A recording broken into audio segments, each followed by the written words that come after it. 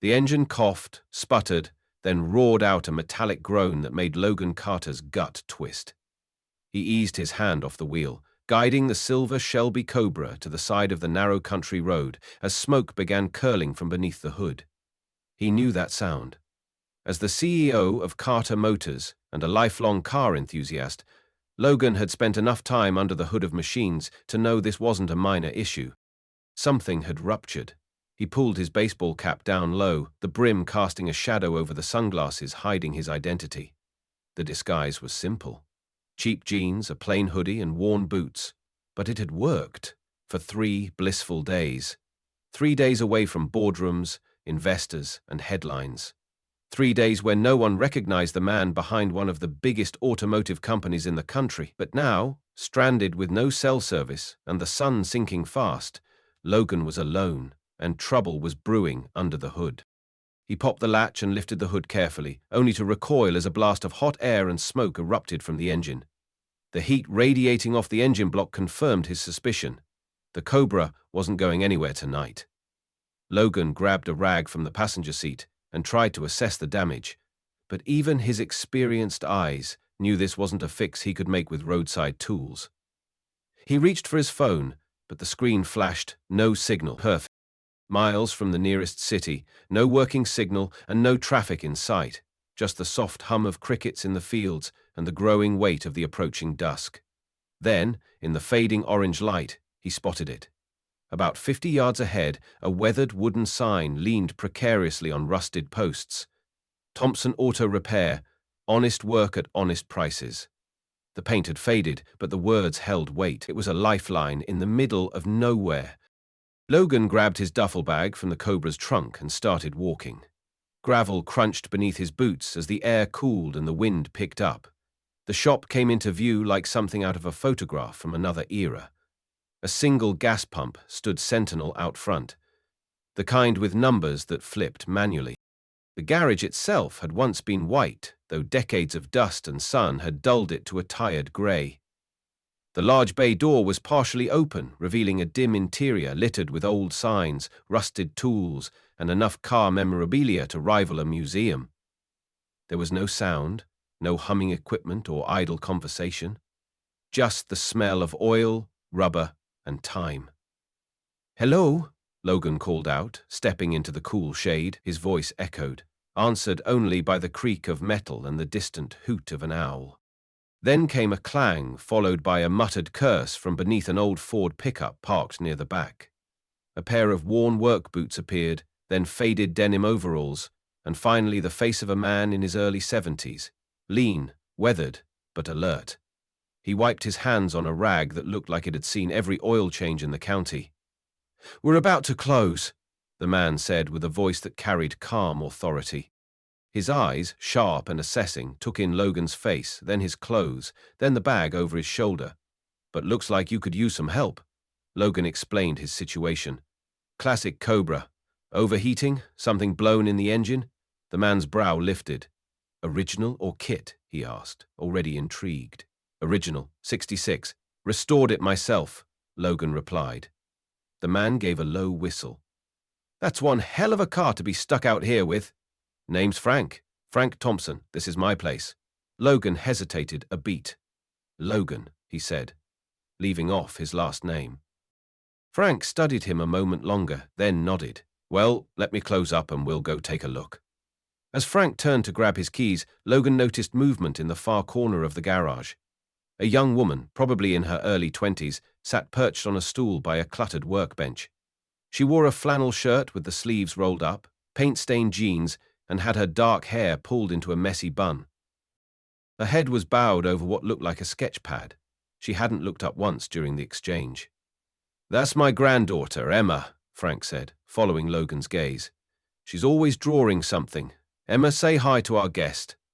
She glanced up just briefly, her eyes sharp and intelligent, scanning Logan with a quiet curiosity, before returning to her sketching.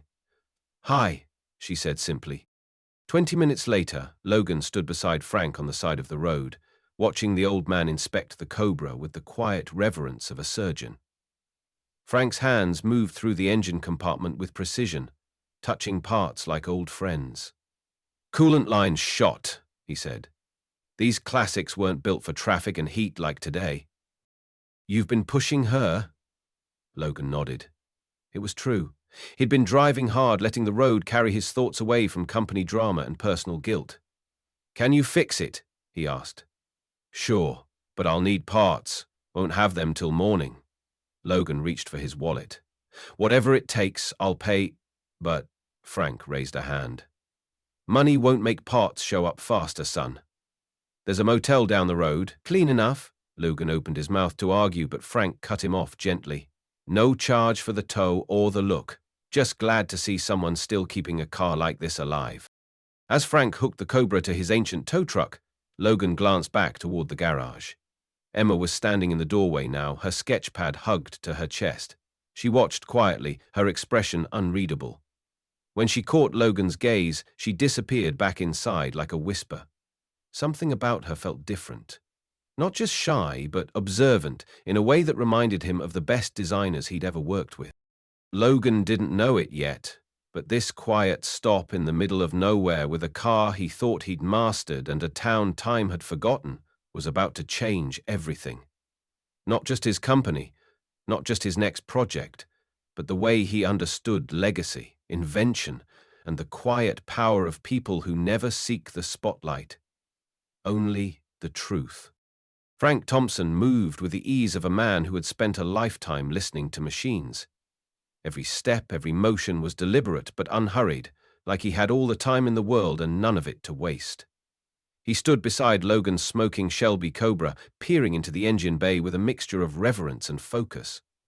His hands, though calloused and darkened by years of grease and grime, moved with the grace of a seasoned craftsman. Coolant line's gone, he muttered, mostly to himself. Probably blew from heat stress. These old girls weren't built for rush-hour traffic and backroad sprints. Logan watched him carefully, noting how Frank diagnosed the issue without needing a manual or even a flashlight. The man didn't ask many questions, but every glance, every touch revealed a deep, almost instinctual knowledge. It was clear Frank wasn't just a mechanic. He was the kind of expert who didn't need to prove anything to anyone. Once the initial inspection was done, Frank leaned back and wiped his hands on a rag that looked like it had seen more repairs than most garages. I can tow it in, he said calmly, but parts won't be here till tomorrow at the earliest. You're welcome to stay at the motel down the road. It's decent enough. Logan reached for his wallet instinctively. I can pay for the tow and your time, he offered. But Frank raised a hand, shaking his head. Nah, first look's on the house. Tow's free too. Just nice to see someone taking care of a Cobra. Not every day one of those rolls into town. Logan hesitated. In his world, generosity always came with an invoice. But here, this man was offering help without questions, without assumptions. Appreciate it, Logan said, carefully keeping his last name out of the exchange. He wasn't sure how long his cover would last, but for now, it held. As Frank stepped inside the garage to grab his keys and equipment, Logan's eyes wandered across the space. The walls were lined with license plates from all 50 states, rusted tools organized meticulously on pegboards, and shelves filled with old carburetors, alternators, and forgotten car parts. It wasn't a modern shop, no touchscreen diagnostics or chrome-finished tool chests, but it was alive. The heart of the place wasn't the equipment, it was the people inside it. Logan noticed a figure in the far corner of the room, half in shadow. A young woman sat on a high stool, hunched slightly over a thick sketch pad resting on her lap. Her jeans were speckled with paint, and her flannel shirt had sleeves rolled up to the elbows. Her hair was pulled into a messy bun, a pencil tucked behind her ear. She hadn't looked up once since he'd arrived. That's my granddaughter, Emma, Frank said, noticing Logan's glance as he returned with his tow gear. She's always sketching something. Engines, bodywork, concepts I can't even make sense of. She's got the eye, you know. The gift. Logan nodded politely, but something in the way Frank said it caught his attention. Emma, say hello to our guest, Frank called. The girl looked up for just a moment, her eyes meeting Logan's. They were sharp, too sharp for someone her age. In that single glance, Logan felt like she'd assessed him the way her grandfather had inspected the Cobra. Not in a rude way, but precise. observant. And then she turned back to her work. "Hi," she said softly, almost as an afterthought. Frank led Logan outside where the tow truck, a battered old Ford flatbed, sat waiting. As the Cobra was loaded up, Logan couldn't help but glance back at the shop, where Emma was now standing in the doorway, sketchpad hugged tightly to her chest. She watched with the same intensity as before, like the inner mechanics of the car were being recorded in her mind as much as on paper. She reminded him of the junior designers he worked with at Carter Motors. Brilliant minds who could dream in 3 dimensions and turn napkin sketches into prototypes. But Emma's designs, he suspected, came from somewhere deeper, somewhere that didn't rely on computer models or corporate briefs. Her brilliance wasn't just taught, it was lived. Once the Cobra was secured, Frank waved Logan toward the passenger side. "Let's get you to the motel," he said. The ride was quiet at first, filled only by the hum of the old engine and the occasional chirp of crickets outside the window. Logan glanced at the dashboard and saw Emma's sketchpad left behind. A single loose page had slipped free, revealing a rendering of an engine unlike anything he'd ever seen. It was impossibly sleek, efficient in ways that defied his understanding. He said nothing but stared at the lines and annotations with quiet awe. By the time they reached the small roadside motel, the sun had dipped below the horizon, casting the world in amber and indigo. "Thanks for the lift," Logan said as he stepped out. "Tell Emma her sketches are impressive." Frank just nodded, his eyes on the road as he turned the truck around and disappeared into the dusk. In the stillness of the motel room, Logan couldn't shake the image of the young woman hunched over her pad, or the way Frank moved through the shop like it was a second home. These weren't just 2 small-town mechanics, they were something else. Unpolished, maybe. Unnoticed by the world, but undeniably brilliant. Logan had spent his life surrounded by engineers with degrees from MIT and Stanford, yet the quiet intelligence he'd seen in Emma's gaze and the confident ease in Frank's hands had left a deeper impression than most boardroom presentations ever had. He didn't know it yet, but this meeting, the mechanic with oil-stained hands and the girl with drawings full of the future, was the beginning of something far bigger than he ever imagined. The garage was quiet except for the rhythmic clink of metal as Frank Thompson leaned over the open hood of the Shelby Cobra, flashlight wedged between his shoulder and chin. His hands moved with deliberate certainty, tracing lines of metal and rubber with the same familiarity a pianist has for keys. The smell of old oil, warm rubber, and the faint sting of coolant filled the air. Logan stood off to the side, arms crossed, watching silently as Frank inspected the engine. The older man didn't speak much at first, he just worked, carefully, attentively, tugging gently on hoses, checking fittings and wiping grease from his fingers onto a rag older than the car itself. Finally, Frank leaned back and let out a low whistle. "Well," he said, "your coolant line's shot. Completely ruptured, probably from heat buildup. These old classics don't love being pushed hard, especially not in a day like today." Logan nodded. He already suspected something similar, but hearing it from Frank confirmed it. "Can you fix it?" he asked, already pulling his wallet from his back pocket. "I don't care what it costs. I just need it done quickly. If you can get it sorted tonight, I'll pay double." But Frank simply held up a grease-stained palm, a soft smile on his face. "Now, hold on, son. I'd love to get it done tonight, but I don't keep parts for a '66 Cobra just lying around," he chuckled. "Not many folks in these parts drive museum pieces. I've got a friend in Milan with the hose you need. I called him already. He's sending it over first thing in the morning." Logan paused, his fingers still wrapped around his wallet. "And the cost?" he asked. "I'm more than happy to cover rush delivery, labor, whatever it takes." Frank let out a short laugh. Not mocking, just amused.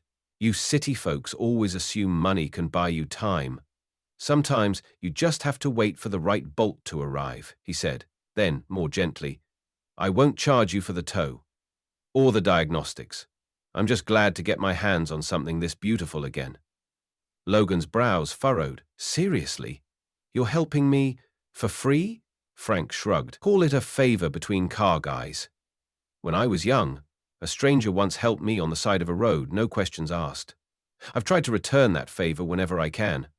Besides," he added, glancing lovingly at the Cobra. This old girl deserves to be back on the road. Logan didn't know what to say. In his world of boardrooms, contracts, and NDAs, nothing came without strings. Every act of goodwill was wrapped in paperwork or hidden expectations. But Frank wasn't doing this for gain. His hands, blackened by years of labor, moved with purpose, not for profit, but for love. He loved the feel of metal under his fingertips. He loved the mechanics of motion, the whir of an engine firing to life. Logan saw it plainly. Frank didn't just fix cars, he respected them. Every machine that rolled into his garage was met with the same attention, whether it was a beat-up pickup or a rare Shelby. That kind of passion couldn't be bought. It had to be lived. For a moment, Logan felt out of place, not because of his secret identity, but because of how unfamiliar it felt to be helped without suspicion or transaction. He stood there, surrounded by oil-stained concrete and the hum of dusk outside, realizing he hadn't been treated like this in years. Frank didn't know who he was, didn't care what company he ran, didn't flinch at the offer of cash. He just saw someone broken down and did what he'd always done. Helped. Logan pocketed his wallet slowly, his expression softening. "Thank you," he said quietly. Frank gave him a nod. "No need for that. You're just passing through, but when someone else's car breaks down, you'll remember this moment." That's how it works. As the sun dipped low beyond the trees and the last light of day poured through the garage windows, Logan helped Frank push the Cobra into a sheltered bay and gently closed the hood. The garage light buzzed above them, casting a soft glow over the car's curves. Logan looked at the machine, something he had restored with pride, and then at Frank, who now stood beside it like an old friend reunited. Something shifted inside him, not just respect, but something deeper, admiration. Not for Frank's skill, though it was undeniable, but for the way the man moved through life, unhurried, honest, with grease on his hands and generosity in his heart. Logan didn't know it yet, but this one gesture, this one act of quiet kindness, would be the first piece in a puzzle that would unravel everything he thought he knew about legacy, innovation, and what it really meant to build something that lasted. The sky had turned a deep indigo by the time Frank finished locking up the garage, and the gravel driveway was bathed in the faint glow of a flickering overhead light. Logan was gathering his things, preparing for the long walk to the motel Frank had mentioned, when he heard footsteps crunching behind him. "Wait!" a voice called. He turned to see Emma jogging toward him, her hair now out of its bun, falling loosely around her shoulders. "Grandpa asked me to give you a ride. Said it's getting dark and the coyotes are louder than usual this time of year." Logan hesitated a moment, then gave a small smile. "Thanks," he said, walking with her toward an old Honda Civic that looked like it had been driven to the moon and back twice. The inside smelled faintly of motor oil and something floral, and the passenger seat was cluttered with notebooks, pencils, and fast food wrappers. As they pulled out onto the road, Emma kept her eyes ahead, saying little. The silence wasn't uncomfortable. It felt like the kind that didn't need to be filled.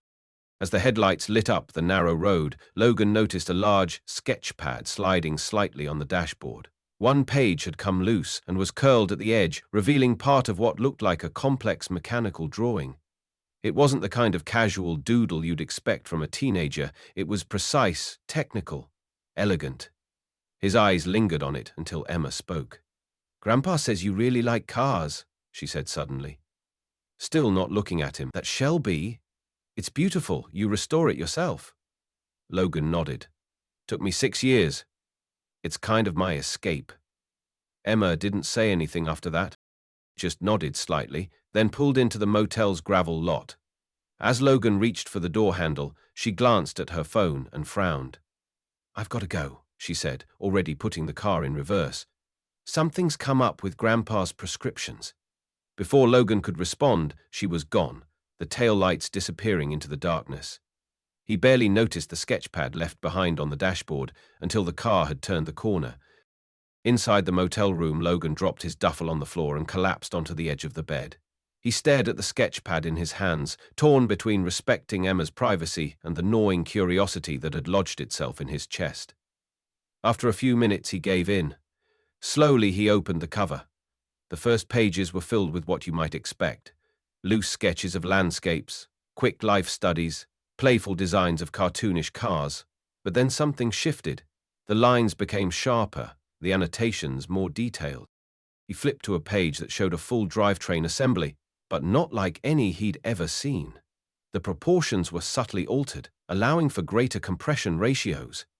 He turned another page and found an engine schematic, annotated with equations and airflow diagrams, the kind of layout that would make his own senior engineers sit up and take notes.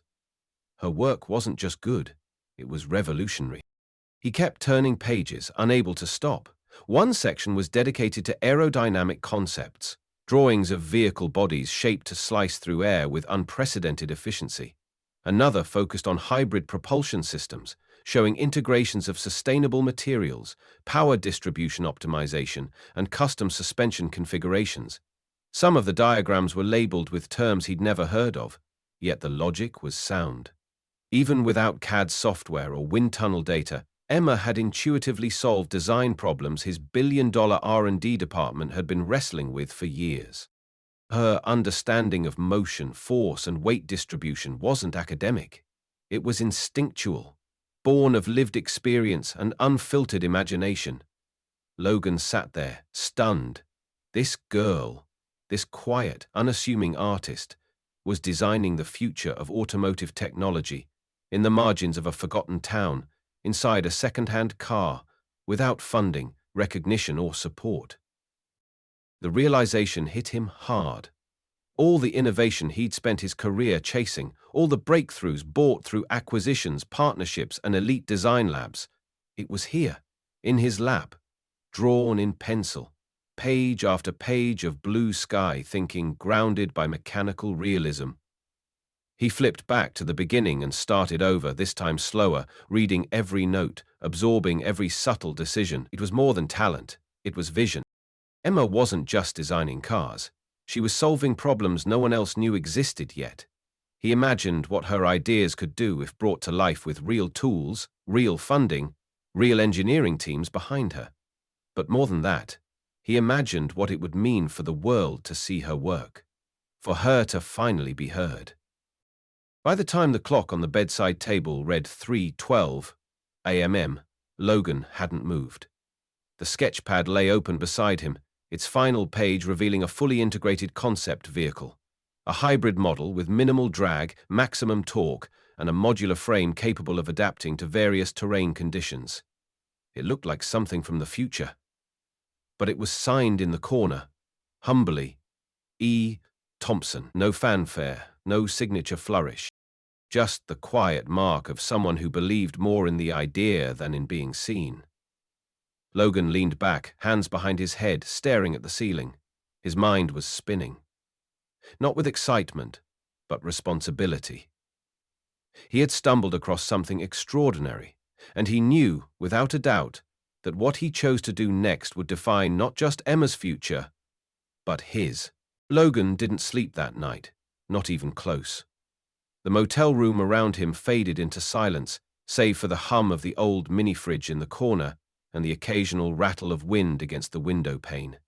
But inside his mind, the gears were turning fast, faster than they had in years. Emma's sketchbook lay open across the bed, its pages fanned out like a gallery of genius waiting to be discovered. Logan moved from page to page, sometimes doubling back, sometimes just staring at a single diagram for 10, 20 minutes. Each design was more than technical excellence. It was intuitive, poetic, fearless. She had anticipated engineering challenges that his most senior research teams hadn't even begun to solve. The hybrid propulsion system alone, built with recyclable materials and an entirely new torque distribution model, was years ahead of the industry standard. And she had done it with a pencil. No simulations, no wind tunnels, just imagination grounded by pure understanding. He ran a hand through his hair, the fatigue from travel and stress entirely forgotten. He thought about the way Emma had looked at him in the car, distant but observant, like she was used to seeing things others missed. He realized she probably had no idea just how valuable her mind truly was, and yet, somehow, she had kept building, quietly, privately, because something inside her wouldn't let her stop. Logan leaned back against the headboard and stared at the ceiling, his chest tight with something he couldn't name. Inspiration, maybe. Or guilt. He had access to the brightest engineers in the country, to million-dollar equipment and cutting-edge labs, but not one of them had produced work this clean, this radical, this alive. And the worst part? If Emma had sent her designs to Carter Motors, they probably would have ended up in a rejection pile, unread, unrecognized, simply because she didn't come from the right background. That thought haunted him. He had built a company that claimed to value innovation, to champion the underdog, to push boundaries. But the truth was, somewhere along the way, the system had become self-preserving, safe, predictable. They were hiring for pedigree, not potential. And people like Emma, people with world-changing ideas but no connections, no degrees, no platform, were being ignored. Logan stood up and began pacing the room, a growing urgency building inside him. This wasn't just about her designs anymore. It was about everything Carter Motors stood for. He realized, in that moment, that he couldn't let this discovery become another footnote buried under corporate procedures. He couldn't let her brilliance be bought, borrowed, or stolen. He had to do more than admire her work. He had to protect it. And he had to protect her. He sat back down and opened his laptop despite the weak motel Wi-Fi. First, he drafted an internal memo to his legal team, requesting a preliminary non-disclosure template, something clean, binding, and immediate. Then he composed a second message to the VP of Engineering, asking for a confidential review of several external innovation concepts under his direct supervision. But he didn't hit send, not yet. He knew this couldn't be handled through back channels or bureaucracy. It needed to be personal, direct, transparent. He opened a blank note and started writing out a list of what Emma would need if she ever wanted to bring her designs to life. Access to materials, a small R&D team, legal protection, a mentor she could trust, and most importantly, freedom. Freedom to work without being forced into the machine. Freedom to walk away if she chose to. By 4:30 a.m. Logan sat in the stillness of the room, staring out the window at the dark outline of the trees beyond the parking lot. The sky had just begun to fade from black to blue. In a few hours, the town would wake up, Frank would return to his garage, Emma would come back for her sketchbook, and Logan would have to decide what kind of man he truly was. Not just the guardian of a billion-dollar company, but someone who, for the first time in years, had been handed something unpolished, untouched by profit or performance targets, something real. And now that he had seen it, he couldn't unsee it. He had a responsibility, not just to offer Emma a job, but to make sure she was never overlooked again. As dawn crept into the room, soft and golden, Logan closed the sketchbook gently and placed it back on the nightstand, like a sacred artifact. He felt something shift inside, something quiet, like a door unlocking. He wasn't religious, but if he were, he might have called it divine timing, fate. Because what were the odds? A multi-millionaire executive disguised in a hoodie breaks down in the middle of nowhere and ends up in the orbit of a girl with pencil sketches that could revolutionize the automotive world. It didn't feel random, it felt orchestrated. And for the first time in a very long time, Logan Carter believed that maybe, just maybe, the road had broken beneath him not to stop him, but to bring him exactly where he needed to be. The knock came just after sunrise, 3 light taps on the motel door followed by a gravelly voice. "Logan? You up?" Logan blinked awake, momentarily disoriented by the unfamiliar room and the quiet weight of morning. He sat up, rubbing the sleep from his eyes, and glanced at the clock. 6:42. "Hey, Emming." Outside, the world was still painted in soft gold and long shadows. He opened the door to find Frank standing there, holding 2 steaming paper cups of coffee and wearing the same coveralls from the night before, only now zipped up to the collar. "Got your part?"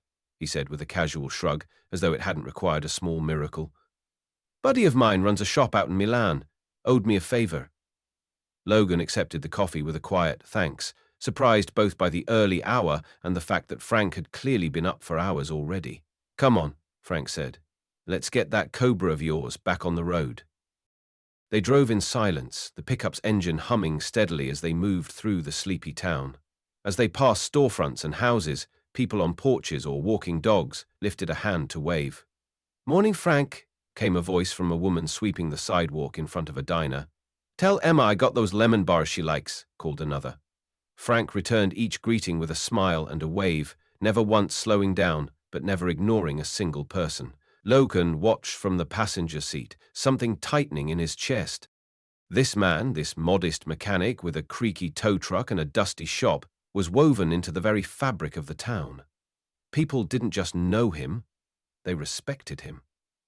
There was a warmth to their acknowledgement, the kind that came from years of quiet service, of never saying no when someone needed help. Back at the garage, the morning sun cast long beams of light through the open bay door, illuminating the Cobra like a jewel under a spotlight. Frank wasted no time. He set his coffee down and got to work, moving with an easy rhythm that made it look almost like a dance. Tools in hand, bolts loosened, clamps checked, hose replaced. Logan stood off to the side, sipping the black coffee that was stronger than he was used to and watching in silence. The garage, now fully lit, revealed its true nature. What had seemed cluttered the night before was, in fact, incredibly organized. Tools hung neatly on hooks. Labeled drawers held parts sorted by function and size. A wall near the office was covered in framed photographs. Racing teams, classic builds, community events. One showed a much younger Frank handing the keys to a restored truck to a teenager with tears in his eyes. It was, Logan realized, a museum of moments. Small triumphs, personal milestones, acts of generosity too quiet to ever go viral. He wandered into the small office, its door propped open with a boot. Inside, the desk was covered in old receipts and handwritten notes. Pay when able, half now, rest after harvest, and even no charge, community job. The wall calendar behind the desk was filled with tiny, careful handwriting, appointments, reminders, entries like Emma's school and Margaret's transmission check. It was a life lived in service of others, not for glory or gain, but because that's who Frank was. Logan felt something stir in him that he hadn't in a long time. Humility. In his world, success was measured in stock prices, partnerships, and quarterly growth. But here, success looked like a neighbor stopping by just to say thank you. Returning to the shop floor, Logan saw that Frank was nearly done. The new hose was in, the system sealed and pressure tested. She's good to go, Frank said, wiping his hands on a clean rag. Topped off your fluids too, just in case. Logan stepped forward and looked at the engine. It gleamed under the morning light, not just repaired but restored with care. I don't know how to thank you, he said quietly. Frank shrugged. You already did. You treated that car with respect. That's more than I can say for most folks who roll in here. Logan opened his mouth to offer payment again, but the look Frank gave him stopped him short. Not unkind, but firm. This one's on me. Call it my good deed for the week. As they stood there, the bell above the garage door rang, and a young boy entered, carrying a dusty old bicycle. Mr. Thompson, my chain popped off again, he said breathlessly. Frank smiled and waved him over to the workbench. Logan watched as the old man knelt beside the boy and started teaching him how to fix the issue himself. Not just repairing, but passing on knowledge. Logan took a step back, his hand resting on the hood of the Cobra, now whole again. He looked around this humble garage, this sanctuary of grease and grit, and realized it wasn't the walls or tools that made it special, it was Frank, and people like him. Quiet mentors, unsung heroes, the kind who built things that mattered. Engines, relationships, trust. And in that moment, Logan Carter knew that whatever came next, this small-town mechanic would be at the heart of it. The garage had quieted again, the repairs were complete, and the boy with the broken bike had pedaled away, grinning proudly at having fixed it, mostly himself. Frank had disappeared into the back office to update his ledger, leaving Logan alone on the shop floor. The morning sunlight now flooded the garage fully, warming the concrete and illuminating every dust particle suspended in the air like shimmering flecks of time. Logan took slow steps through the space, soaking in the atmosphere, the decades of dedication embedded in every corner. His eyes drifted to a bulletin board near the office door, cluttered with old Polaroids, handwritten notes, faded receipts, and event flyers from long-forgotten fundraisers. There, near the top left corner, something caught his eye. A photo, slightly yellowed, held in place by a rusted tack. In it, two men stood side by side, arms draped across each other's shoulders, grinning like schoolboys with a trophy between them. Logan stepped closer, heart beginning to pound. One of the men was unmistakably his father, Richard Carter, in his prime. Racing suit half-zipped, helmet in hand, a cocky grin on his face that Logan had seen in 100 framed boardroom portraits. But it was the other man, younger, leaner, but unmistakable. Frank Thompson. They stood in what appeared to be a pit crew area. The Shelby Cobra parked behind them, its hood raised, the engine still glistening with fresh oil. The caption, hand-scribbled along the white bottom border, read, Indy 76, Victory Lane. Logan's fingers hovered above the photo, reverent but trembling. He'd grown up hearing tales of that race, how it had been the defining moment of his father's career, the fuel injection system that gave them the edge, the flawless pit execution, the last-minute surge to the finish line. But never, not once, had his father mentioned the name Frank Thompson. Pulse quickening, Logan stepped into the office, his mind racing. The space was dimly lit but cozy. A small desk, a mismatched filing cabinet, and a shelf stacked with manuals and mugs from long-defunct car shows. On the back wall, hung in plain sight, was another framed photograph, this time a younger Frank in racing overalls, surrounded by a crew of mechanics, the same Cobra behind them. In the corner of the frame, a certificate from the American Automotive Engineering Society, unofficial, unsigned, but clearly meant to commemorate a contribution. Logan's gaze scanned the room, landing on a worn folder labeled 1976 Carter Team. He didn't touch it. He didn't need to. The pieces were already falling into place. His father hadn't just worked with Frank, he'd taken something, claimed an innovation that wasn't his, built a legacy on the shoulders of a man he never credited. Logan sank into the chair behind the desk, suddenly feeling the weight of his last name. All his life, he'd looked up to Richard Carter as a visionary, a titan who revolutionized performance engineering. But now, in this humble garage, surrounded by the quiet evidence of another man's genius, he felt like he was standing on someone else's foundation. Frank had built the fuel injection system that made Carter Motors a household name. It had been Frank's brilliance in timing, design, and optimization that gave the team their legendary edge. Yet no patent bore his name. No history book mentioned him. No royalties had ever come. Just a photo, fading with time, tacked to a corkboard in a forgotten town. And the man who made it all possible? Still working on broken bikes and aging pickups, without bitterness, without fanfare. The realization settled in Logan's chest like a stone. His father had buried the truth, and by extension, so had he. Unknowingly, yes, but complicit all the same. How many board meetings had he sat through praising Carter innovation? How many speeches had he given about legacy without ever questioning whose legacy it truly was? Logan stood slowly, his jaw tight, his thoughts churning. The betrayal wasn't just professional, it was personal. Frank had been part of the Carter origin story, not as a footnote, but as a co-author, and for 50 years, no one had ever told that part of the story. Logan turned toward the doorway just as Frank stepped back into the office, holding 2 fresh cups of coffee. "Something on your mind?" the old man asked, his voice easy, unaware. Logan looked at him, really looked at him, for the first time. The steady eyes, the proud but humble posture, the silence of a man who had been wronged and decided to carry on anyway. "I found the photo," Logan said quietly. Frank followed his gaze and gave a small, almost imperceptible nod. Yeah, he replied, setting one of the coffees on the desk. That was a good day. Logan hesitated. Why didn't you ever say anything? Frank sat down across from him, his expression unreadable. What would be the point? He said after a long pause. I tried once, got as far as the Carter headquarters lobby before security walked me out. A week later, I got a cease and desist letter from your father's legal team. Said if I kept making false claims, they'd sue me into the dirt. Logan felt the blood drain from his face.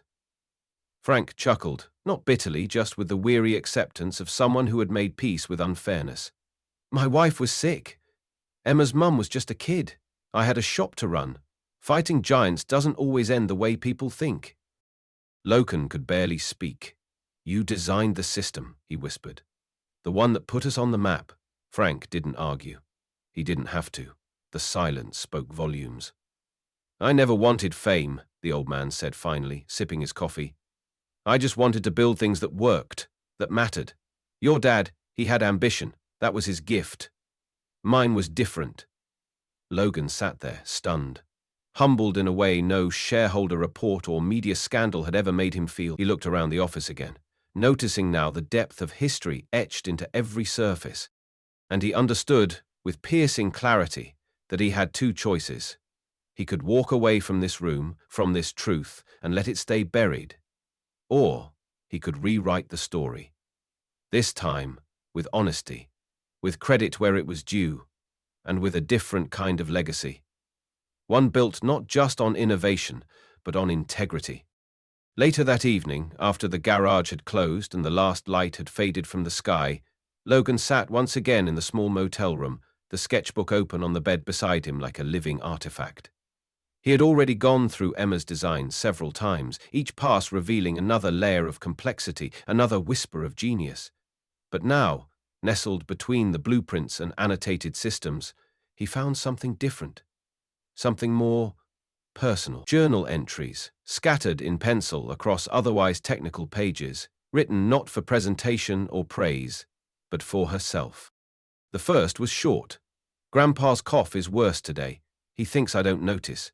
Still hides the medical bills like he hides everything else. One day, I'll make enough to pay them without him knowing. Logan felt a pang in his chest. It wasn't just about engines or efficiency. This girl was designing her way toward hope. As he flipped further, the entries grew more layered, more vulnerable. Applied again today. Third rejection. They say there are many qualified candidates, but they never even looked at my work. Carter Motors, again. Funny, huh? The handwriting was steady, but the words felt like they trembled. I don't blame them. I'm a nobody from nowhere, no degree, no fancy school. Just me and my notebooks and my busted laptop that barely runs Illustrator. Logan paused, his hands tightening around the sketchbook. He thought about the recruiting processes at Carter Motors, how countless applications were filtered by algorithms, ranked by pedigree, and dismissed without ever touching human eyes. He thought about the hiring managers who prized resumes over raw vision. And he realized that Emma wasn't just ignored, she was systematically excluded. The next few pages were darker, aching with quiet desperation. Some nights, I wonder if this is all a waste. No one sees what I'm building. Grandpa's too tired to understand the tech side, and everyone else in town just nods politely when I talk about energy transfer models. But I keep drawing. I keep testing. Because I see it in my head. Because I know it works. Because maybe, just maybe, one day someone will see me too. Logan sat back, the page open in his lap. The room felt colder now, quieter, the kind of silence that carried weight. He'd met countless innovators in his career, startup founders, inventors, professors. But none of them had ever bled onto the page like this. None had created with this kind of emotional urgency. Emma didn't want fame or validation. She wanted to matter. She wanted to be useful. She wanted to be heard. Deeper into the sketchbook, the tone shifted again. Grandpa asked me why I didn't apply for the scholarship this year. I lied, said I forgot. Truth is, I didn't see the point. Even if I win, I'd have to leave him, and he won't admit it, but he needs me. I do the bills, the meds, the taxes. If I left, I'm scared the whole place would fall apart. The words hit Logan like a punch to the ribs. He saw it clearly now. This brilliant young woman, capable of changing an entire industry, was anchored by responsibility. Not in bitterness, but in love. She had sacrificed her ambition to stay close, to hold up the roof over both their lives. It wasn't failure, it was devotion. And in that moment, Logan realized something else. Her choice wasn't one of resignation. It was a choice of character, of integrity, of priorities that the world rarely recognized but deeply needed. Near the end of the journal, a final entry stood out. Just a few lines, but more powerful than any diagram. Dreams are for people who can afford them. Maybe I'll never leave this town. Maybe I'll never build the cars I see in my head. But if Grandpa's okay, if he can breathe easier at night, maybe that's enough. Maybe this is what loyalty looks like. Logan closed the book gently, staring out the window at the quiet town nestled in shadow and street lamps. For a long time, he didn't move. The engine of the Shelby Cobra sat in the garage, fixed and gleaming. But in this room, the real machine at work was far more powerful. A mind, a heart, a loyalty that refused to give up, even when the world refused to look in her direction. And that, he thought, was the rarest kind of strength. When Logan finally stood, something in him had changed. He had walked into this town as a man on the run from his responsibilities, tired of boardrooms and burdened by the weight of his father's shadow. But now he saw a different path. One not paved with polished marble and marketing campaigns, but with graphite sketches, grease-stained floor tiles, and a girl with nothing but vision and the will to protect someone she loved. She wasn't just a designer. She was an architect of possibility. And he would not, could not, let her brilliance fade into obscurity. He made a quiet vow as he turned out the light. Tomorrow he would act, but tonight he simply honored what he had seen. A loyalty that defied ambition, and a dream that deserved the world's attention. Logan had been pacing his motel room for nearly an hour, the sketchbook resting on the desk beside him like a weight he couldn't put down. The more he thought about what he had read, Emma's dreams, her loyalty, her quiet desperation, the more he knew what had to come next. No more pretending, no more hiding. If he truly wanted to help her, it had to start with honesty. He glanced at the clock. Barely past 9 a.m., then stepped outside into the crisp morning air. The town was waking up. A dog barked somewhere in the distance, and a mail truck rattled down the street. Then he saw her. Emma, walking toward the garage with her sketchbook clutched tightly in her arms, the same one she'd unknowingly left in the car. Logan called her name, but she didn't hear. He caught up, and when she turned, her face lit up with confusion, until her eyes dropped to the sketchbook he was holding. "You read it," she said, her voice flat, emotion buried beneath restraint. Logan opened his mouth, but she held up her hand. "Don't lie, just tell me the truth." Logan exhaled. "I did. I shouldn't have, but I couldn't stop once I started. Emma, your designs, your ideas, they're extraordinary. And your notes," his voice faltered. "I had no right, but I'm not just some guy who happened to break down. My name is Logan Carter." Her expression changed instantly, a mixture of disbelief and betrayal flickering in her eyes. "Carter? As in Carter Motors?" she whispered. Logan nodded slowly. "My father was Richard Carter, the man who took credit for something that didn't belong to him, something Frank built." She stepped back a little, arms wrapping tightly around the sketchbook now held like armor. "Why are you here?" she asked, her voice tight. "Why pretend?" "I didn't come here looking for any of this," Logan said honestly. "I just wanted a break from the noise. Then the car broke down, then I met Frank, then I saw your work." He paused, and it hit me.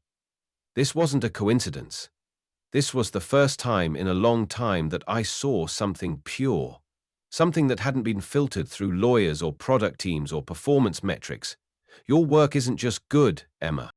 It's better than anything we've ever developed. And when I found out what my father did to Frank, I couldn't stay silent." Emma looked away, jaw clenched. "He never told me," she said softly. "Not Grandpa, not about any of it. But I always wondered why he looked so tired whenever he saw a Carter Motors commercial." Logan took a slow step forward. "I want to make this right," he said. "For Frank, for you, and for the company too. Because we've lost sight of what real innovation looks like." Emma was silent, staring at the pavement. Then, with a sharp intake of breath, she looked up and met his gaze. "You're the CEO," she said flatly. "You have power, resources. So what are you really here for, Logan? A story? A shiny new recruit? Or do you just want to feel better about your family's sins?" The question stung, but Logan didn't flinch. "I'm here because your ideas deserve more than a dusty sketchbook and a quiet garage. And I'm here because I know people like Darren Knox would do anything to steal them, if they haven't already started trying." As if summoned by the thought, Logan's phone buzzed in his pocket. He glanced down at the screen. A message from his head of security. "Unusual vehicle spotted, black Mercedes, tech drive plates, confirmed Darren Knox is in town, possibly tracking location." Logan felt the blood drain from his face. He looked up at Emma, urgency tightening his voice. "We don't have much time. Darren's here. He's my biggest competitor. Tech Drive's CEO. And if he knows about you, about your work—" He trailed off. "You don't understand," Emma said, eyes narrowing. "I don't trust people like you. People who only show up when they see something they want." Logan held up both hands, his voice steady. "Then don't trust me yet. Just trust what you've created. Protect it. Let me help you do that." The silence between them stretched thin, fragile as glass. Then Emma slowly held out the sketchbook. "If you're lying to me," she said quietly. "If you're just another Carter trying to take what isn't yours. I swear, I'll make sure the world knows." Logan took the book gently. "I wouldn't blame you," he said. "But I'm not my father, and this time, I'm going to prove it." Somewhere down the block, a car door slammed. The hum of a luxury engine carried through the air. Darren Knox had arrived, and the clock was ticking. Logan turned to Emma, his tone suddenly urgent. "We have to move. We need to get your design someplace safe." Emma hesitated only a second, then nodded. "Let's go," she said, her voice steady now. And just like that, they ran. Not away from danger, but toward something bigger. Toward trust. Toward truth. Toward the start of everything. The growl of the black Mercedes echoed through the quiet street like a warning bell. Logan's eyes snapped to the source of the sound. A sleek, tinted vehicle creeping past the row of shops across from the motel. "That's him," Logan said sharply. Emma turned to look, her grip tightening around the strap of her backpack, which now held the sketchbook containing her life's work. "Darren Knox," Logan continued, "CEO of Tech Drive, ruthless, brilliant, and absolutely willing to steal an idea before he has to earn one." Emma's face went pale, but her jaw set in defiance. "Why would he come all the way here?" she asked, voice steady despite the tension. "Because I'm here," Logan answered, "and because someone saw the Cobra. It's too recognizable. Word travels fast in our world, and he knows I wouldn't come to a place like this unless I'd found something, or someone." They turned quickly, slipping back inside Logan's room just as the Mercedes pulled into the lot across the street. Logan paced the room while Emma stood by the door, every muscle in her body alert. "We need to hide your sketches," Logan said. "All of them. If he gets his hands on even one page, his lawyers will draft a dozen patents by nightfall." Emma moved quickly, pulling folders and rolled-up designs from her bag. Logan grabbed a second backpack from the closet, stuffing it with the drawings while Emma tucked the rest under the mattress. "What about the originals?" she asked. "The notebook?" Logan looked at her. "That stays with you. It's safer in your hands than anywhere else." Emma hesitated, then nodded.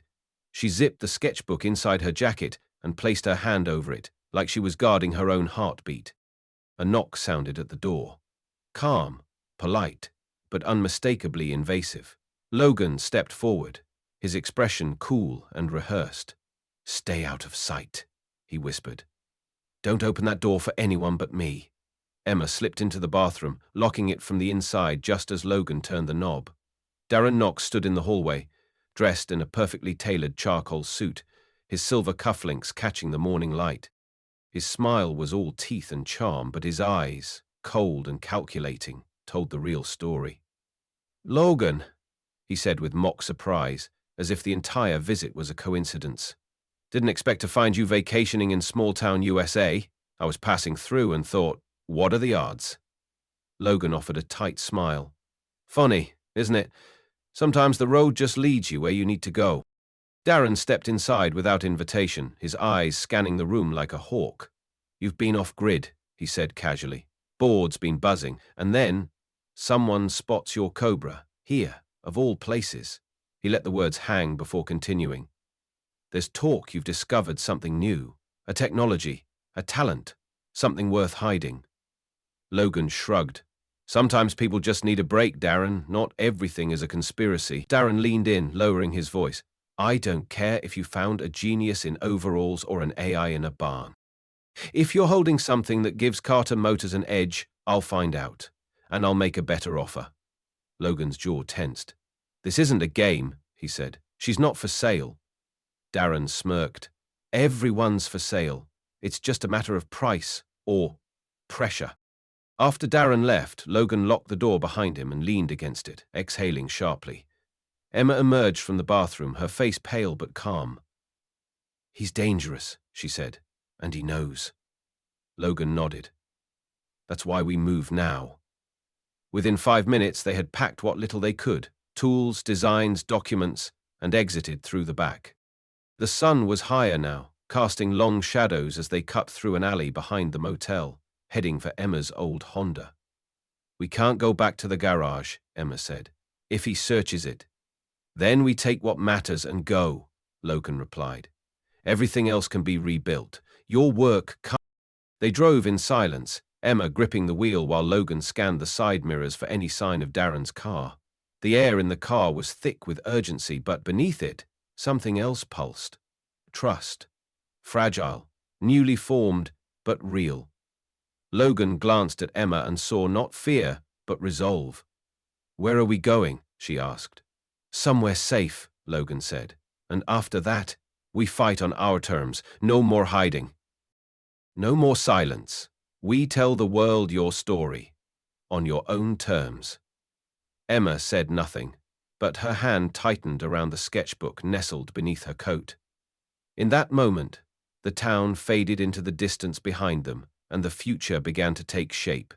Not in steel or glass or fuel, but in graphite, grit, and the courage to run toward what truly matters. The sun had dipped low by the time Logan and Emma pulled into the gravel lot behind Thompson Auto.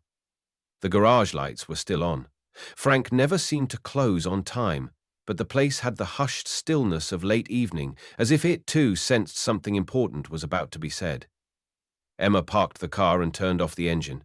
Neither of them moved right away. The air was thick, not with tension, but with anticipation. Logan could feel it in the way Emma sat beside him, gripping her sketchbook like it anchored her. He took a deep breath. "Are you ready?" he asked. She didn't answer, just nodded once, then pushed open the door and stepped into the soft amber light spilling from the garage. Frank looked up from his workbench as they entered, his hands stained with oil, a small wrench still in his grasp. "Didn't expect to see you two tonight," he said, wiping his hands on a faded rag. "Something wrong with the car again?"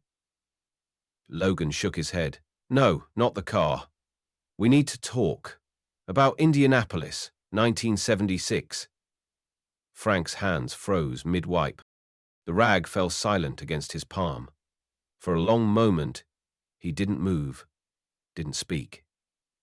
Emma stepped forward gently. "We found the photo," she said. "The one of you and Richard Carter. Grandpa, Logan knows the truth now." Frank exhaled slowly, as if the weight of those words had been waiting inside him for decades. He set the wrench down carefully, then nodded toward the office. "Let's sit," he said. "This might take a while." Inside the cramped office, surrounded by photographs yellowed by time and trophies collecting dust, Frank settled into his chair, shoulders visibly heavier than they'd been just hours earlier. Logan sat opposite him, Emma standing nearby, silent but present. Frank's eyes traveled across the wall to the photo of himself and Richard, then lingered there as he began. "After that race, I thought everything was going to change," he said. "Spent 3 years developing that fuel injection system, tuning it, reworking it, testing it in every kind of condition I could manage with the tools I had. Your father, he saw the value, told me I'd be part of the team going forward, promised access, labs, even patent support." Frank paused, his voice steady but distant. "He called me 6 weeks later. Said the company was moving in a different direction, that my work was impressive, but needed refinement from someone with formal training." Logan leaned forward. "But then they rolled out the exact same system," he said. "The one you designed." Frank gave a half nod. "They made some tweaks, just enough to make it look different on paper, different enough to file it under Carter Motors. I tried to speak out, walked into headquarters with my blueprints, my notes, my diagrams. Security had me out the door before I could reach the elevator. A month later, a lawyer sent me a letter threatening legal action if I persisted with my false accusations." His gaze dropped to the floor. "Your father had power, connections. I had a sick wife, a young daughter, and no appetite for a court battle. I couldn't afford." Emma moved beside him, placing a hand gently on his shoulder. "Why didn't you ever tell me?" she asked softly. Frank looked up at her, his eyes full of years. "Because it would have made me bitter," he said simply. "And I didn't want you to grow up thinking the world only respects the loudest voice. I chose a different path. I came back here, opened this shop, raised your mum the best I could. I didn't build an empire, but I built something that mattered to me. And if I had to make that choice again, I'd still choose this life." Logan felt his throat tighten. He had come prepared for anger, for resentment, for a man crushed by betrayal, but what he found instead was grace. Frank hadn't just walked away from a stolen legacy. He'd chosen peace over bitterness. He'd lived with dignity when he had every reason not to. "I can't undo what my father did," Logan said quietly, "but I can make sure the world hears the truth, that your name is remembered for what you built, and I can make sure Emma gets everything you never had." Frank's eyes flicked to Logan, assessing, measuring. Then he smiled faintly. "She doesn't need me to open that door," he said. "She's already halfway through it." Emma's expression faltered, her lips parting, as if she'd just been seen clearly for the first time. "But she's going to need people who believe in her," Frank continued, "who won't try to control her or steal what's hers." Logan met his gaze and nodded. "That's why I'm here." The room fell silent again, the only sound the distant clink of a wind chime outside. Frank looked around the office one more time, his voice softer now. "I kept all of it, you know. The original notes, the diagrams, the calculations, not because I wanted revenge, but because I knew one day someone might ask the right question." He leaned back in his chair. "And now you have." For a long time, the three of them sat together in that small, dusty room, a mechanic, a dreamer, and a man determined to right a legacy gone wrong. Outside, the night was quiet, but inside, something powerful had shifted. A truth had been spoken, and for the first time in nearly 50 years, it had finally been heard. The next morning, the first rays of sunlight poured through the garage windows, casting golden light across the cement floor and the open hood of a half-finished truck. But inside Frank's office, the air was still heavy with the truth from the night before. Logan sat at the edge of the desk, his suit jacket draped over a chair, sleeves rolled up, tie loosened. Not because he was trying to fit in, but because formality felt irrelevant in the presence of something so human, so personal. Frank leaned back in his chair, staring quietly at a faded photo of his younger self, while Emma stood at the filing cabinet slipping the last of her grandfather's original blueprints into a protective folder. Logan cleared his throat, voice steady but laced with conviction. "I can't undo what was stolen from you, Frank. he said. But I can make sure your name is restored to the history books. The Carter Motors fuel injection system was built on your innovation, and from this point forward, that will be acknowledged publicly, fully, and permanently. Frank didn't respond right away. He just looked at Logan for a long moment, his gaze searching, perhaps measuring whether this promise came from the man himself or the company he represented. Finally, he nodded once. "It's not about fame," he said quietly. "It never was. But Emma deserves better. She deserves a future that isn't chained to the mistakes of the past." Logan turned to Emma then, his eyes clear. "You're the most gifted automotive mind I've encountered in years. Not just because of what you've drawn, but because of why you drew it. You see the future like it's already here. I want you to join Carter Motors, not as a charity hire, not as a marketing piece, but as a designer, a leader. I want you on our next generation propulsion project. I want your vision on the front lines." He paused. "And I want to build it around you." Emma didn't respond immediately. Instead, she walked to the corner of the office and pulled open the bottom drawer of an old metal cabinet. Inside were 3 manila folders, each stamped with the Carter Motors logo.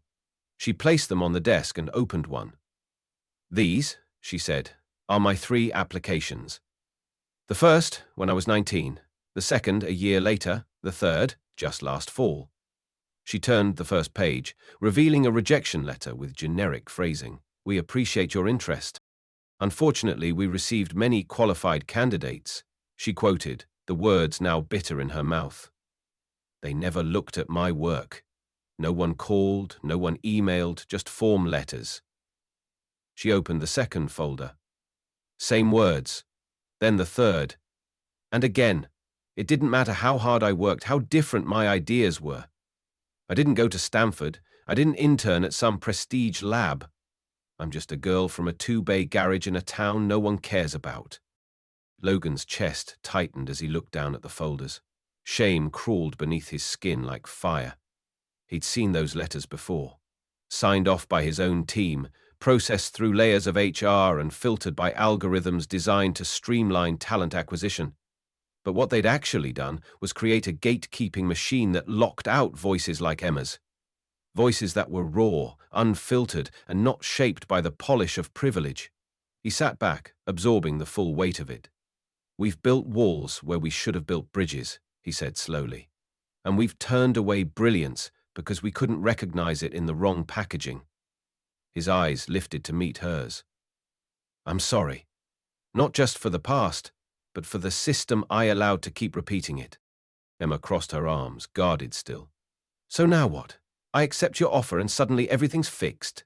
Logan shook his head. "No, nothing's fixed until you say it is. This isn't a transaction, Emma. This is the beginning of something new. You decide how it looks. You set the boundaries. You keep the rights to your designs. And if Carter Motors ever tries to exploit that again, walk away. I'll put it in writing." Frank looked up then, surprised. "You'd give her full creative control?" Logan nodded. "She's earned it. Hell, she built half of what we're trying to achieve already. We're just catching up." A long silence filled the room. Then, slowly, Emma walked over and placed her hand on one of the folders. "I'll do it," she said quietly. "But only if you fix the system. Not just for me, for the others you've never met. The ones still waiting to be seen." Logan rose to his feet. "We'll start today," he promised. "Not with a press release or a photo shoot. We start by rewriting the process. We start by changing the lens we use to see talent. And we start with you, Emma, not as a symbol, but as a partner." For the first time since the conversation began, something softened in her expression. Trust, perhaps. Or hope. Outside the garage, the morning had given way to a day full of movement. Kids on bikes, trucks rumbling past. The ordinary life of a small town. But inside that little office, something extraordinary had just begun. Not a job offer, not a promotion, but a reckoning. A recalibration of values. And the start of a legacy that this time would include every name it was built on. The night air in the small town was cool and still.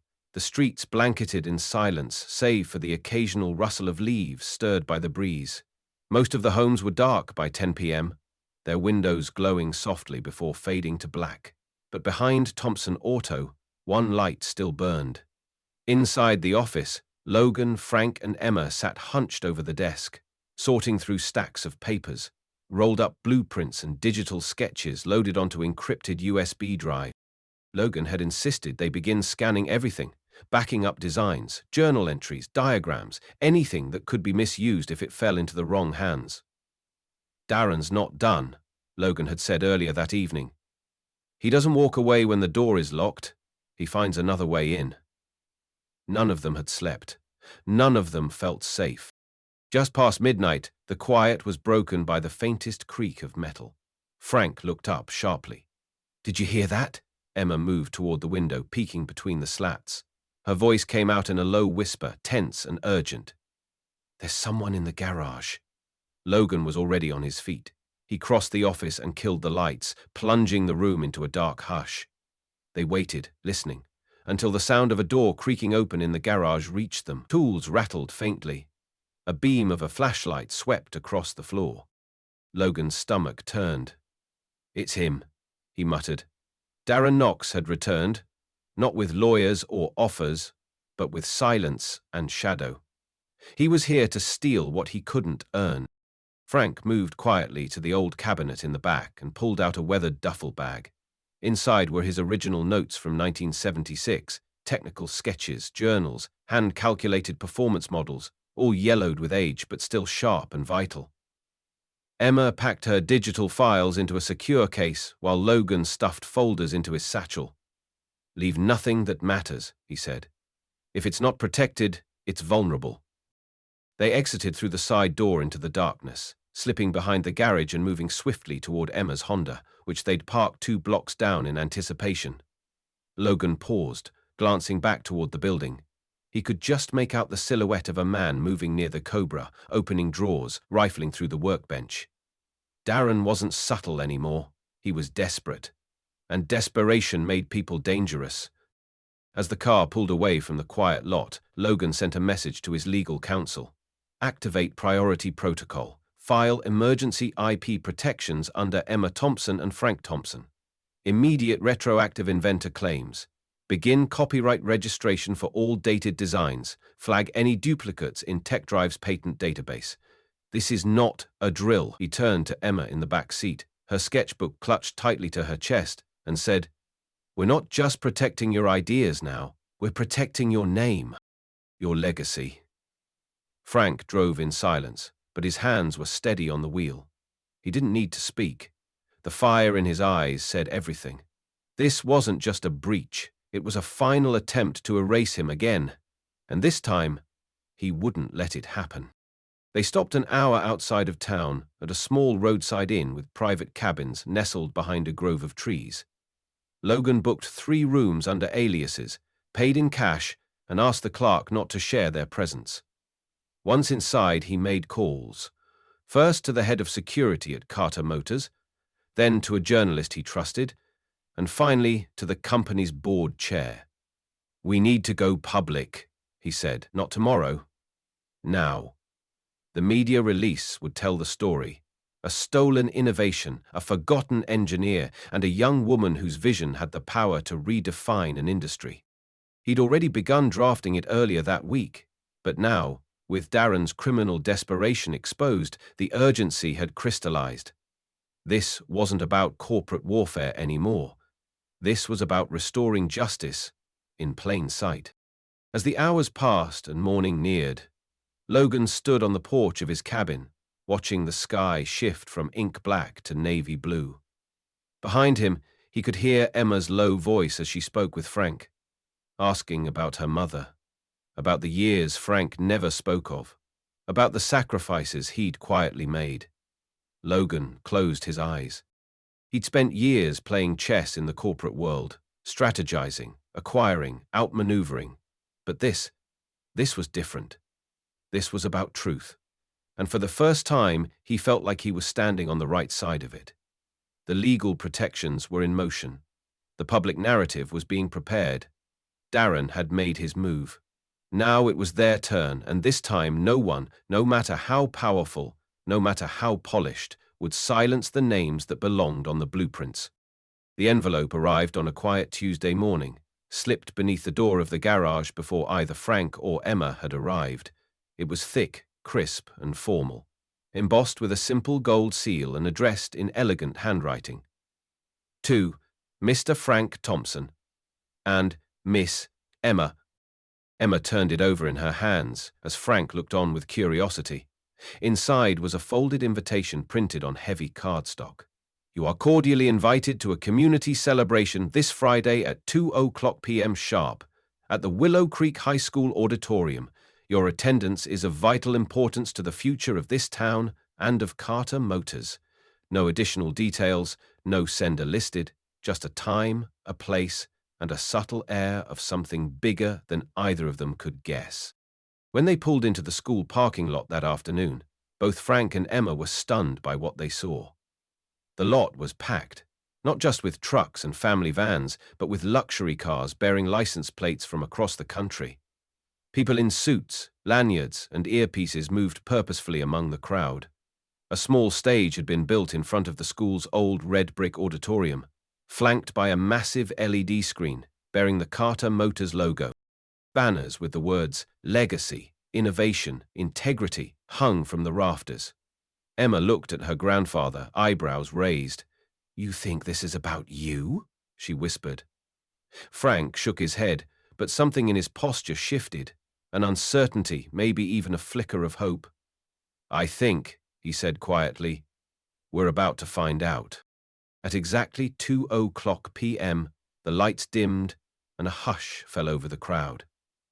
A spotlight hit the center of the stage as Logan Carter stepped forward, dressed not in a corporate suit, but in a tailored shirt with rolled sleeves and no tie. Clean, honest, and grounded. His voice was steady, resonant, but softer than usual. Ladies and gentlemen, he began, thank you for joining us on this extraordinary day. Today is not a product launch. It is not a marketing stunt. Today, we correct the record. And we begin writing a new chapter, together. He paused, letting the silence settle. Then he gestured to the screen behind him.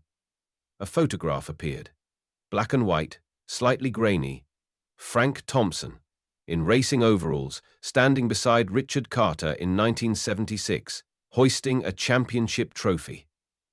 A ripple of recognition passed through the crowd. What you're seeing, Logan said, is a moment that changed racing history. The day Carter Motors became a household name. What you may not know is that the breakthrough technology that powered that win, a revolutionary fuel injection system, was not developed in our corporate labs. It was built by a man working out of a modest garage in a small town. He turned and looked directly at Frank in the front row. That man was Frank Thompson, and today, after nearly 5 decades, we honor him as the true inventor behind Carter Motors' performance legacy. The auditorium erupted in applause, but Frank remained still, blinking against the lights and the emotion that rose in his throat. Beside him, Emma grabbed his hand, her own eyes glassy with tears. You earned this, she whispered. Logan stepped forward again. But the story doesn't end there, he said, because innovation doesn't just live in the past. It carries forward, it grows, it evolves. And in this very town, under the guidance of a man like Frank, another mind has been quietly reshaping the future of transportation. The screen shifted again, this time showing one of Emma's hand-drawn designs, digitally rendered in high resolution. A sleek aerodynamic hybrid vehicle hovered on the display, annotated with her handwriting and technical notes. Ladies and gentlemen, Logan said, I'm proud to announce that Emma Thompson is officially joining Carter Motors as our newest junior designer. She will be leading the company's next green vehicle initiative, developing sustainable propulsion systems that will shape how we move in the years to come. The room broke into applause once more, longer, louder, deeper, not just for the titles announced, but for the justice finally given voice. Emma stood when Logan gestured for her to join him on stage, her heart pounding, legs trembling. As she stepped up and shook his hand, flashbulbs snapped and reporters scribbled frantically. Logan leaned in and said, just loud enough for her to hear, "You don't have to prove anything to anyone anymore. You're here because you've already changed the game." She smiled, nervous but radiant. As she turned to face the crowd, her grandfather's legacy standing behind her, and her own just beginning to rise. Down in the front row, Frank remained seated, his face still and unreadable. Then, slowly, he stood. The entire room followed. Logan called him forward, and as Frank joined his granddaughter under the lights, the applause shifted. Deeper, more personal, more profound. It wasn't about fame. It wasn't about corporate redemption. It was about truth, finally told. As the three of them stood together on stage, past, present, and future united, Logan felt something in his chest. This wasn't just a gesture. It was a promise kept. A legacy, once buried, now restored. And for the first time in decades, Carter Motors didn't just look powerful. It looked right. The sign above the garage hadn't changed much. It still read Thompson Auto, the lettering just slightly repainted, its faded edges left untouched at Frank's request. But below it, in smaller, sleeker font, a new plaque had been mounted. A Carter Motors Innovation Center in honor of Frank Thompson. The building remained the same weathered two-bay structure it had always been, with the same creaky garage door and rusted mailbox. But step inside now, and everything felt different. The left bay still serviced tractors and aging sedans brought in by farmers and teachers, just like it always had. But the right bay, once cluttered with old carburetors and dusty tools, was now a prototype lab, outfitted with high-end equipment. 3D printers, solar-powered test stations, and a digital drafting table the size of a pool table. It was a strange yet beautiful fusion of old and new, where a wrench hung beside a tablet and history stood proudly beside the future. Frank had insisted on keeping the charm. The coffee pot still brewed the same gritty blend he'd used for 40 years. The calendar on the wall was still hand-filled with appointments like oil change, Martha's van, or Tommy's high school project due. But now, on most days, the garage echoed with more than just engines. It hummed with the laughter and chatter of local teens, boys and girls from the town who once passed the shop without a second glance, now coming to learn directly from the man they'd seen on TV standing next to Logan Carter. Frank, never one for attention, took on the role of mentor with a quiet pride. He taught them how to listen to a machine, not just look at it, how to feel when something wasn't aligned, how to trust their instincts. "It's not just about building cars," he often said. "It's about understanding them. You want to change the world? Start by respecting the thing you're trying to change." Emma split her time between two worlds. 3 days a week, she was in the city, working out of Carter Motors' sleek design headquarters, leading the green vehicle initiative she had once dreamed of in sketches. Her ideas were now backed by research teams, financial support, and production roadmaps. She had a small team under her, but she never let them forget how they got there. Every plan began with a blank page. Every concept started in pencil. The rest of the week, she was back home, collaborating with her grandfather, mentoring young minds, and adding new sketches to her old notebook, now kept in a glass case by her drafting desk. When journalists asked why she didn't relocate full-time to the city, she simply said, "Innovation isn't limited by geography, and neither is purpose." Carter Motors had changed too. The hiring process was redesigned from the ground up. Blind reviews, merit-first evaluations, outreach programs for underrepresented talent. Logan made sure of it. He'd returned to headquarters with a fire in his eyes and a mission to ensure that what had happened to Frank and Emma never happened again. The company launched the Thompson Fellowship, providing full scholarships and mentorships to young engineers from small towns. And every time Logan walked past the company's innovation wall, now including a large portrait of Frank holding his original blueprints, he felt more connected to the company's mission than ever before. It no longer felt like he was chasing his father's shadow. He was finally building something of his own, something just. The town transformed in quiet ways, too. The diner started offering the Emma Special, black coffee with lemon bars on the side. A mural was painted on the side of the school gym, depicting a girl sketching under the hood of a car with engine diagrams flowing like constellations behind her. Tourists even started showing up, drawn by the story, the garage, and the feeling that something important had happened here. But amid all the recognition and revival, life in Willow Creek remained grounded. Frank still closed early on Wednesdays to fish by the river.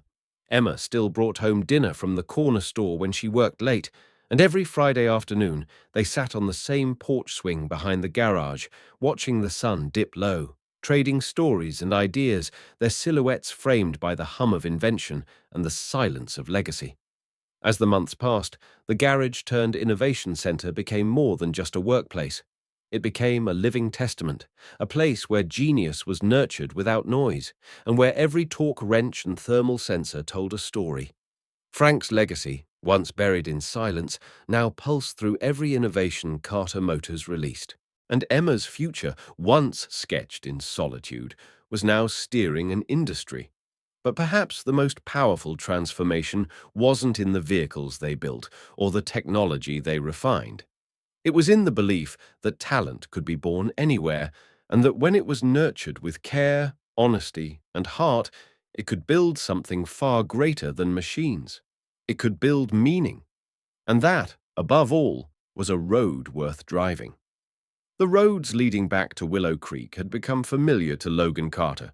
Once the detour, now the destination. He came often, never with an entourage or a press team, just a duffel bag, a notebook, and sleeves he was ready to roll up. His visits had started under the guise of checking in on the Innovation Center, but everyone, including Frank, knew better. Logan had discovered something in that garage he'd never found in any boardroom: peace, purpose, and the pure joy of creation. Frank never made a big deal of it. He simply handed Logan a wrench or pointed him toward a project car with a smile that said, "You'll figure it out." Over time, Logan did. He learned how to listen to an engine, how to strip down a motor, how to rebuild it with care instead of haste. He wasn't trying to become a mechanic. He was trying to remember what it meant to build something with his hands, not just his signature. Each time Logan visited, the roles seemed to blur: CEO, student, friend. There was a quiet respect between him and Frank, the kind that didn't need to be spoken aloud. They spent hours together, not just under the hood of old machines, but talking about things that mattered. How companies forget their soul, how leaders forget their people, how innovation without humility becomes hollow. One particular afternoon, Frank gestured for Logan and Emma to follow him to the back of the garage, where a large object sat beneath a canvas tarp. "Been working on something," he said, eyes twinkling.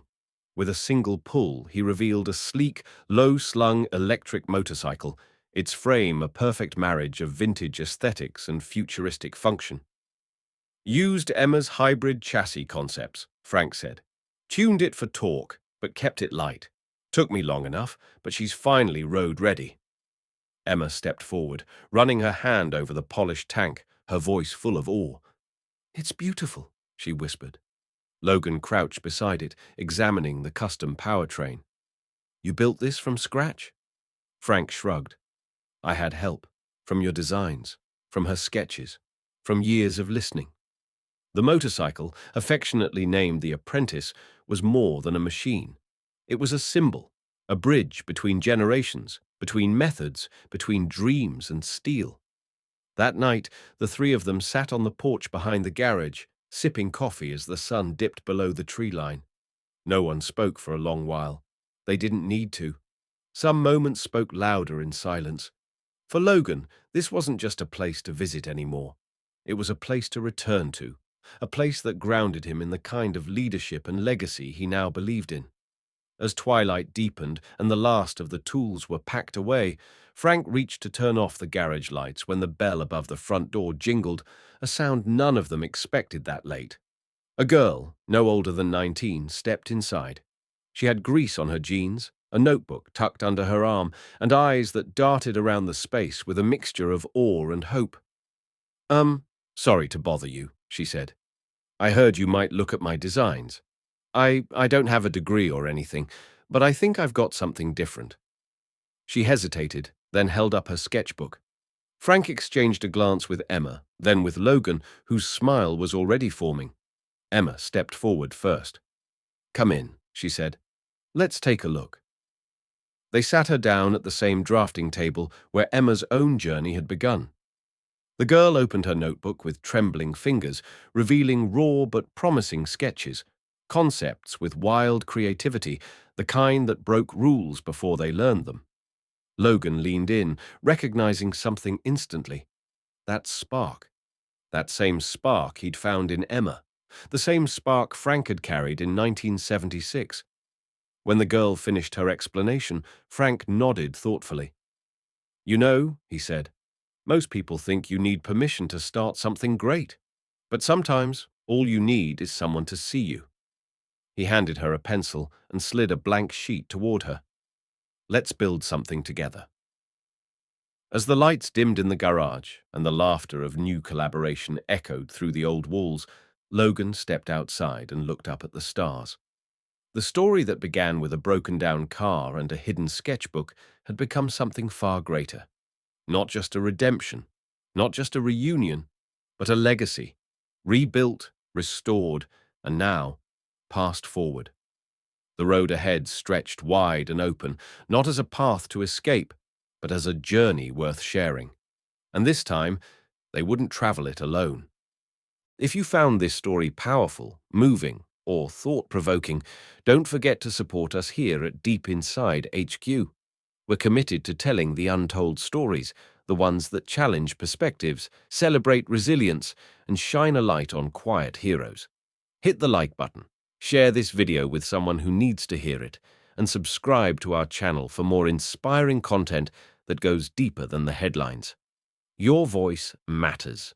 Join our growing community and help us keep storytelling human, honest, and deeply real.